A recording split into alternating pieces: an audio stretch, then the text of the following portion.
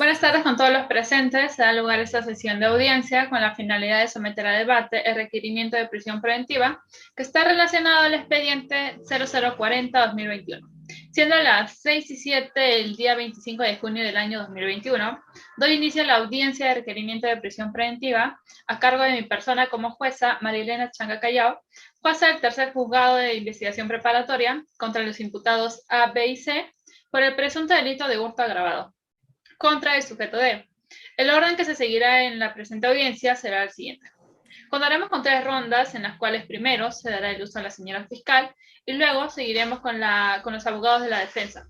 Teniendo esto claro, le cedo la palabra a la señora fiscal, representante del Ministerio Público, y seguidamente a la abogada defensora. Muchas gracias. Gracias, señora magistrada.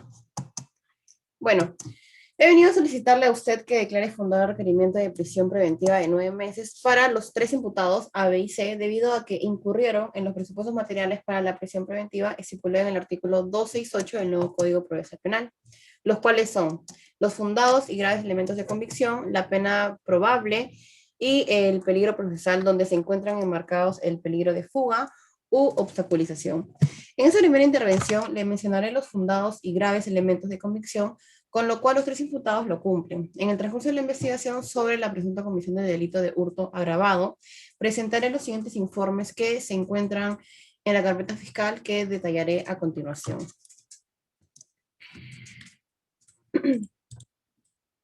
1. El video donde entran y salen los 3 procesados del inmueble del agraviado a las 3 de la tarde. 2. La declaración del agraviado donde menciona que fueron recomendados por su hermano para que construya las 2 habitaciones y este se fue a comprar dejándolos solos a ellos. Como también las declaraciones de los imputados A, quien no explicó cómo es que obtuvo el dinero y cómo fue que pudo comprar la televisión. Y C, que quien fue quien brindó la información sobre el televisor y la laptop que compraron A y B. 3. La boleta de pago que acredita la preexistencia del dinero del agraviado, que fue parte del pago de sus beneficios sociales de la empresa. 4. Los informes de las empresas Replay y Saga, donde señalan que los imputados A y B compraron el televisor y la laptop días después de los hechos. 5. Los cargos de notificación al domicilio real del procesado B, el cual no asistió a declarar en ninguna oportunidad.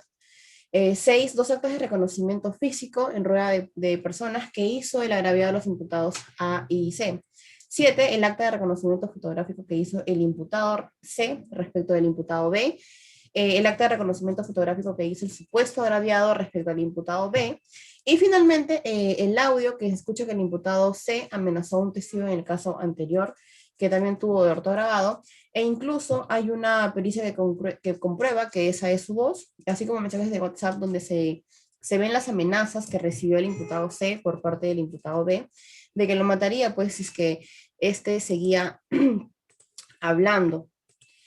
Además, también quisiera citar el acuerdo plenario número 01-2019-116, en el punto 24, donde habla sobre la sospecha fuerte, que es el estado de conocimiento intermedio, por los datos obtenidos en el curso de la investigación realizada que autorizan a practicar y realizar actuaciones correspondientes, es decir, que deben de haber hechos o informes que generen convicción en la autoridad, en este caso usted, de la presunta comisión de un delito, demostrándolo en este caso. Además, también en el punto 25 del mismo acuerdo, requiere también que las fuentes, medios de indicio sean lícitas, sin contravenir las normas, donde en este caso no ha sucedido aquello, ya que hay las firmas de los abogados defensoras, del agraviado, de los testigos y mi firma en todas las actas.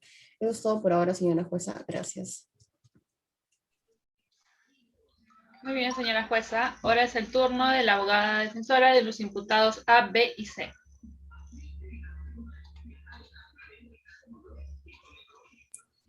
Muchas gracias, señora jueza. Comenzaré diciendo que la prisión preventiva tiene como objeto evitar el peligro de fuga y o obstaculización. Ahora, solicito que se declare infundado el requerimiento de prisión preventiva para mi cliente, ya que este priva procesalmente la libertad personal de mi cliente y no es necesaria para asegurar que mi cliente obstruya la investigación o se fugue. Ahora, voy a citar la casación número 14445-2018, donde indica que la medida de aplicación es excepcional, subsidiaria, provisional y proporcionada. que debe adoptarse cuando se resulta imprescindible y cuando no existan alternativas menos radicales, es decir, que se respete el constitucionalmente garantizado derecho a la libertad. Muchas gracias, señora jueza. Ahora, por parte de mis clientes B y C, solicito se declare infundado el requerimiento de prisión preventiva, ya que ellos no trajeron el dinero que se encontraba en dicha casa. Los elementos de convicción que presentó el señor fiscal fue el video, la declaración del agraviado y la declaración del imputado A. También los informes de la empresa Ripley y Saga en la que informan que los sujetos A y B compraron el televisor y la laptop varios días después de los hechos. Por lo tanto, eso no quiere decir que mis clientes B y C cogieron ese dinero, pues lo pudieron haber comprado con su propio dinero sin necesidad de haber extraído el dinero que se encontraba en la casa del agraviado. Según Francisco Descanseco, nos dice que la presunción de inocencia no es ni remotamente una aliada de la impunidad, sino un arma esencial de la justicia que impone la carga de la prueba a los organismos pertinentes del Estado. Respeta plenamente el derecho de defensa del imputado y debe evitar los abusos que muchas veces se cometen en nombre de la ley. Gracias.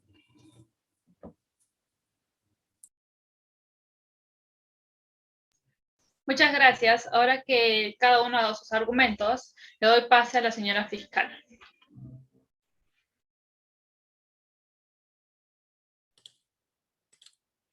Gracias, señora jueza. Bueno, con respecto al segundo presupuesto de la pena probable, en ese caso por la presunta comisión de delito de hurto agravado, tipificado en el artículo 185 en concordancia con el artículo 186 en el numeral 2, que habla en este caso sobre la destreza de obstáculos para la consecución del delito. El numeral 5, al haber actuado 3 personas, en este caso A, B y C, en base al primer párrafo, mientras en el segundo párrafo, numeral 1, hace referencia al inmueble habitado. Deben de ser sancionados con una pena privativa de libertad no menor de 4 ni mayor de 8 años, cumpliéndose con ese requisito. Pero en base al artículo 45A del Código Penal, el imputado A se le sancionaría en ese caso con el tercio superior por tener agravantes, mientras que a B y a C le correspondería el tercio intermedio por, además de tener agravantes, también tienen atenuantes a la vez. Pero para tener más alcance sobre esto, voy a mencionar el acuerdo plenario 01-2019 en el punto 27, donde menciona que la imputación de los delitos debe de ser típica. Esto quiere decir que deben encontrarse dentro del Código Penal, sin que haya una causal de exención del artículo 20, ni extinción de la responsabilidad penal del artículo 78 del Código Penal, donde en este caso los imputados son mayores de edad y ellos actuaron con discernimiento de lo que hacían, sabían lo que hacían, y así fue como adquirieron los equipos tecnológicos en este caso. Gracias. Eso es todo por hoy.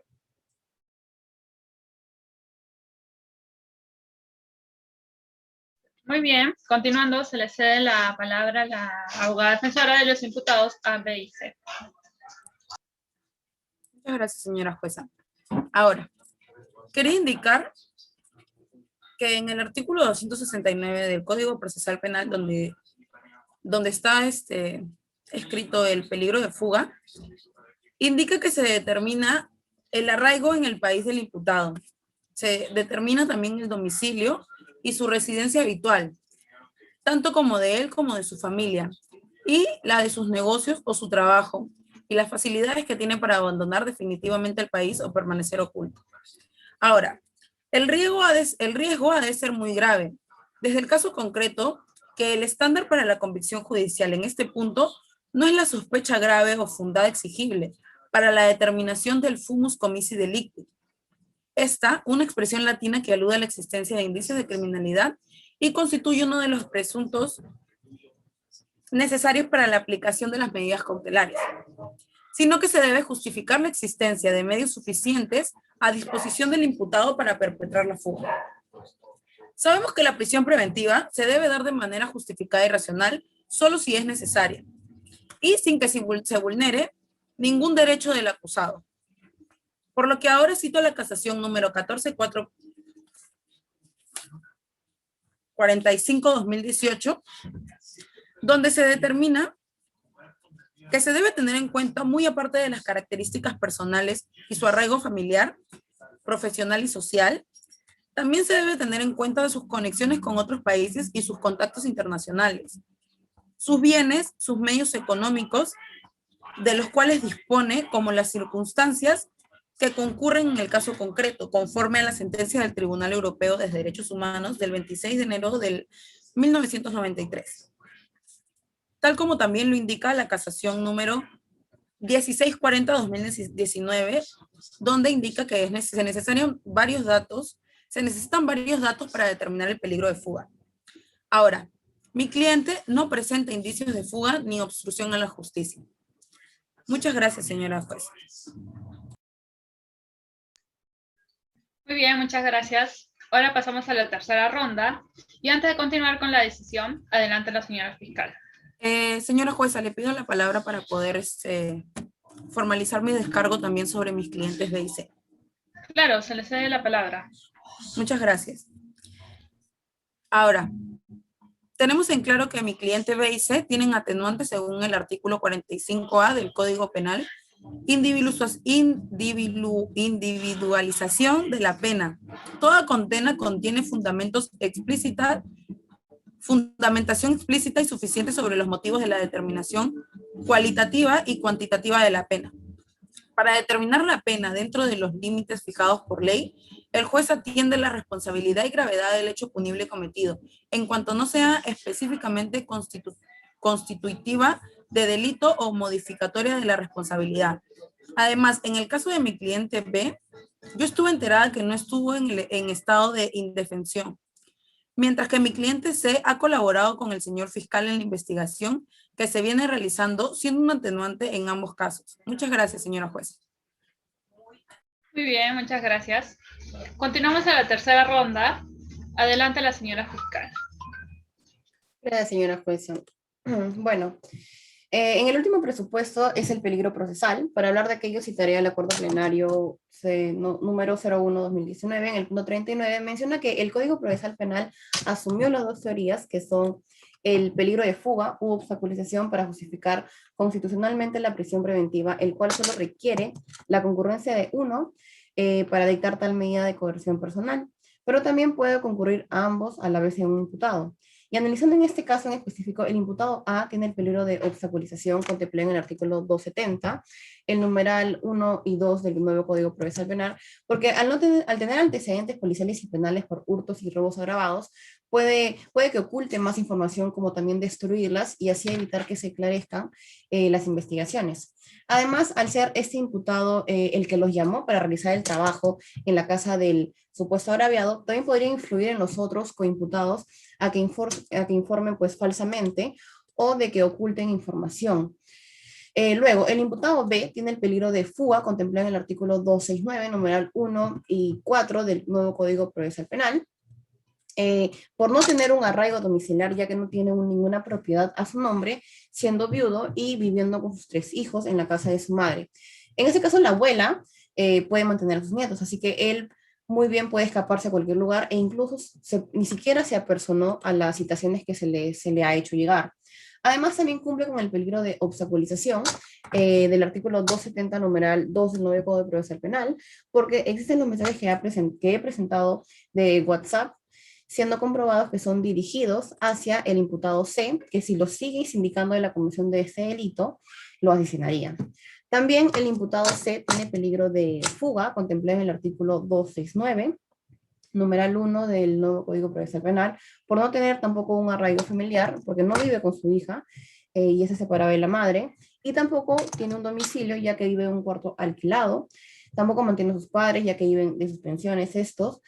Además es una persona soltera, pudiendo escaparse en cualquier lugar, en cualquier momento. Además, también cumple con el peligro de obstaculización establecido en el artículo 270, numeral 2, porque este tiene antecedentes por el mismo delito, de que es hurto agravado, habiendo sido sentenciado e incluso ha llegado a amenazar a otro testigo, pudiendo ejercer miedo en alguno de los testigos actuales que se han presentado.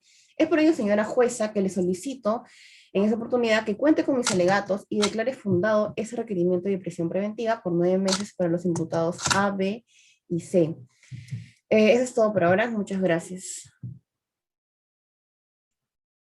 Muy bien. Ahora se le cede la palabra a la abogada defensora del sujeto A, B y C. Adelante.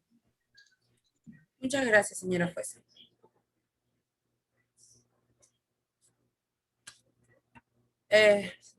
Comienzo por decir de que toda persona es considerada inocente mientras no se haya declarado judicialmente su responsabilidad, tal como indica el título 1, capítulo 1, artículo 24 de la Constitución en concordancia con el Decreto Supremo número 010-2005. Ahora, la presunción de inocencia está reconocida en el artículo 2, inciso 24, párrafo E de la Constitución y en el artículo 2 del título preliminar del nuevo Código Procesal Penal, que establece que toda persona es considerada inocente mientras que no se haya declarado judicialmente su responsabilidad.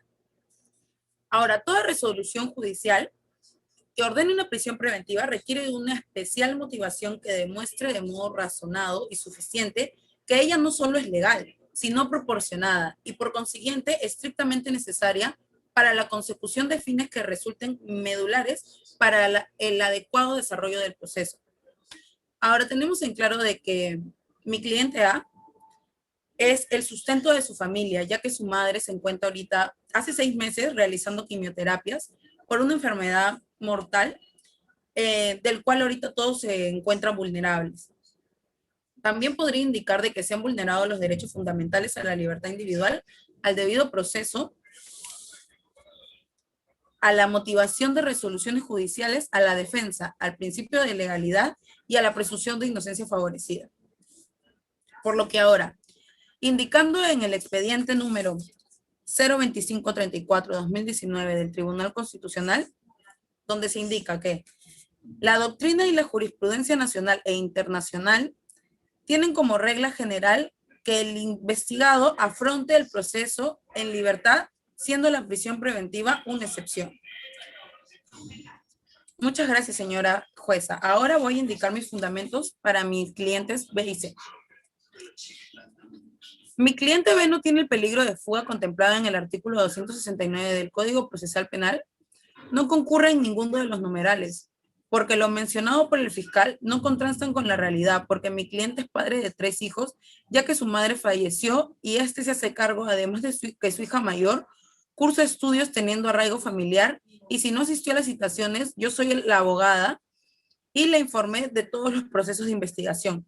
Para mi cliente C, no tiene peligro de obstaculización contemplada en el artículo 270 del Código Procesal Penal, porque no concurre en ninguno de los numerales, ya que mi cliente está colaborando con las investigaciones, como mostrando los audios y dando información valiosa para descubrir la verdad en este caso. Además, estamos en un nuevo proceso, no debiendo considerar su conducta en el anterior proceso que ya fue resuelto.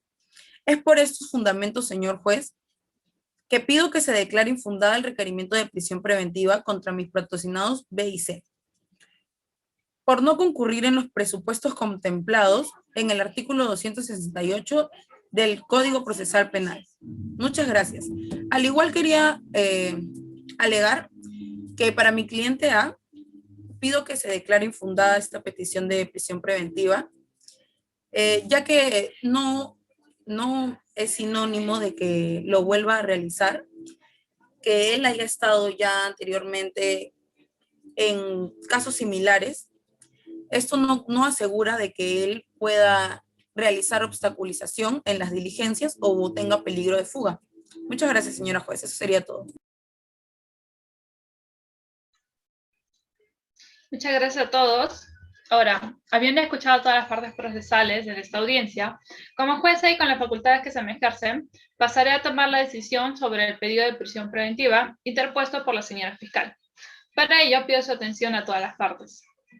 Siendo las 6:26 de la tarde del año 2021, la decisión que se ha tomado va en consideración de los elementos de prisión preventiva y en concordancia a la casación 626 Moquegua, que habla sobre la temporalidad y proporcionalidad de la pena. Primero, declarar fundado el requerimiento de prisión preventiva formulado por el representante del Ministerio Público para los imputados B y C, respectivamente por cumplirse con los 3 presupuestos materiales, mientras que para el imputado A se le declare infundado el requerimiento de prisión preventiva y se dicte comparecencia restringida por no demostrar al fiscal los 3 presupuestos materiales exigidos por los siguientes argumentos que voy a mencionar a continuación. Primero, haré mención a una doctrina del juez supremo César San Martín que afirma que solamente la gravedad del hecho justifica la prisión preventiva, cosa que no se debe olvidar que esta medida no es una pena, sino una medida de corrección excepcionalísima en última ratio. Primero, quiero empezar citando el punto número 1 del Acuerdo 1-2019 SIG 116, que nos dice que la prisión preventiva es una institución procesal de relevancia constitucional, que con medidas de coerción de carácter personal priva procesalmente la libertad personal del imputado por un tiempo determinado y legalmente previsto y judicialmente establecido en función a la tutela de los fines característicos del proceso. Considerando, primero tenemos que decir que la libertad es uno de los derechos fundamentales en el cual se basa el Estado de Derecho, por lo que en este caso no es cuestionar en cuanto a su importancia y preferencia dentro del sistema jurídico. Sin embargo, como todo derecho fundamental, no es absoluto pudiendo ser restringido en determinadas situaciones que expresamente se reconocen en la ley.